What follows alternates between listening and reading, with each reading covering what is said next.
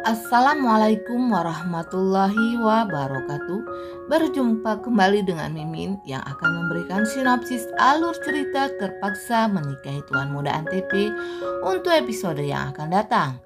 Namun sebelum Mimin melanjutkan, untuk sekedar menyambung tali silaturahmi kita semua, Mimin mau tanya dulu nih guys, kalian berasal dari kota mana aja? Tolong jawab pada kolom komen ya, biar Mimin bisa tahu.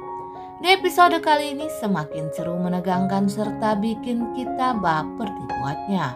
Dimana di sini Kinanti dan Tuan Muda Abimana masih melancarkan siasatnya untuk menjebak si Radit atau si Dharma ini. Dharma belum menyadari kalau dirinya sudah dijebak oleh Kinanti dan Tuan Muda Abimana. Sementara itu di rumah Tuan Muda Abimana terjadi kekacauan, di mana si wanita yang merasa ditiduri oleh Reno ini karena ia tidak dipedulikan oleh Reno, maka ia pun nekat untuk mendatangi rumah keluarga Sudirja.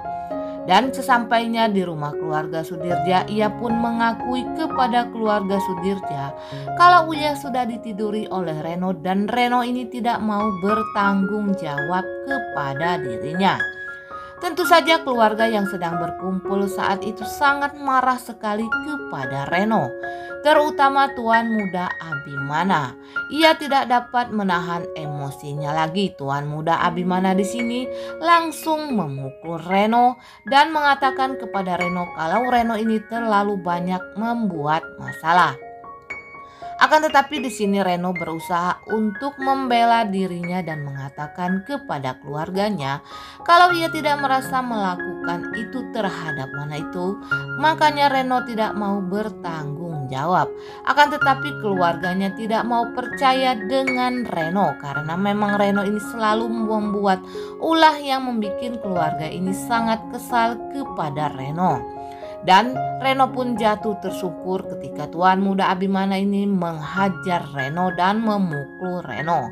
Tentu saja Eyang Marta pun membantu Tuan Muda Abimana untuk memukul Reno karena Oma ini merasa telah dipermalukan oleh Reno. Di keluarga Sudirja tidak ada yang pernah melakukan hal ini, kata Eyang Marta ini kepada Reno. Akan tetapi setelah wanita itu pergi, lalu Anita ini membawa Reno ke dalam kamar karena merasa kasihan kepada anak semata wayangnya ini. Sesampainya di dalam kamar, Reno pun menceritakan kepada Anita kalau ia tidak melakukan hal itu karena ini adalah fitnah, kata Reno kepada Anita ibunya. Akan tetapi di sini Anita tidak bisa berbuat banyak karena Reno belum bisa membuktikannya kalau dirinya tidak bersalah. Dan Reno tetap ngotot kalau ia tidak melakukan hal itu kepada wanita yang telah datang ke rumahnya mengaku kalau ia sudah ditiduri oleh si Reno ini.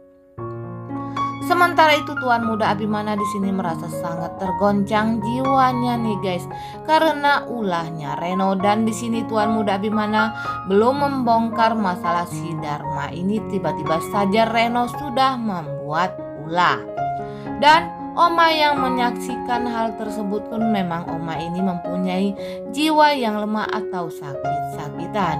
Oma pun lunglai dan jatuh pingsan. Untunglah Bijumi dengan sigap membawa Oma dan membopong Oma tersebut.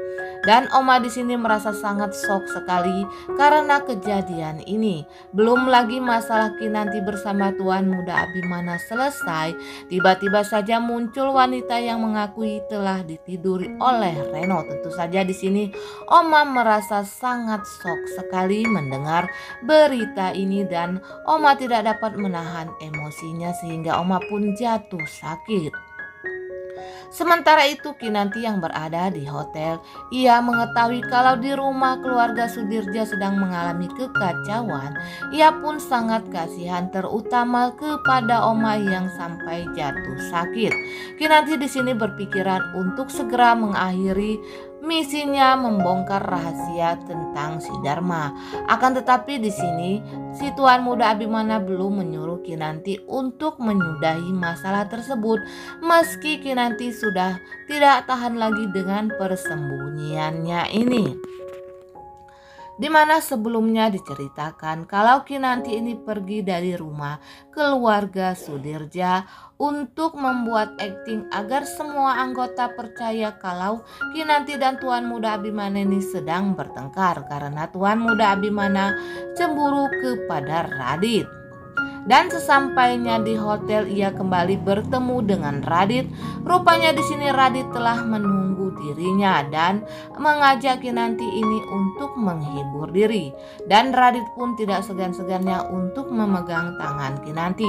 Tentu saja di sini Kinanti langsung menarik tangannya karena Kinanti memang tidak suka kepada Radit atau si Dharma tersebut. Dan Kinanti menuruti apa yang dipinta oleh si Dharma atau si Radit ini untuk berbicara di sebuah tempat yang sangat indah saat itu. Dan di sini Dharma berusaha untuk menghibur Kinanti yang saat ini hatinya sedang galau. Ini pikiran dari Dharma sendiri ya guys ya. Sementara itu di rumah keluarga Sudirja, Oma dan Eyang Marta ini tengah memikirkan hubungan antara Tuan Muda Abimana bersama dengan Kinanti yang saat ini sedang kacau. Dan di sini Eyang Marta pun mengatakan kepada Oma untuk mengusir Kinanti apabila benar-benar Kinanti ini berselingkuh dari Tuan Muda Abimana, karena hal ini akan mencoreng nama keluarga. Kata Eyang Marta ini berapi-api kepada Oma. Akan tetapi di sini Oma membela Kinanti. Ia belum yakin kalau Kinanti ini telah melakukan perselingkuhan yang dituduhkan oleh Tuan Muda Abimana. Di sini Oma akan menyelidiki kebenaran tentang perselingkuhan Kinanti dengan Radit ini. Sementara itu Anita ini merasa sangat senang karena Tuan Muda Abimana dan Kinanti saat ini tengah bertengkar, dan Anita yakin kalau Kinanti ini sudah jatuh cinta dan berselingkuh dengan si Radit. Dan ini akan membuat lancarnya niat Anita untuk menghancurkan Tuan Muda Abimana bersama dengan Kinanti. Nah guys, Mimin kira sampai di sini dulu. Apabila ada kekurangan dan kesalahan kata dari Mimin mohon maaf. Dan untuk kalian yang baru menemukan channel ini, jangan lupa tekan tombol subscribe dan nyalakan lonceng notifikasinya agar kalian tidak ketinggalan info terbaru dari Mimin tentang sinetron kesayangan kita, yaitu Terpaksa Menikahi Tuan Muda Antv.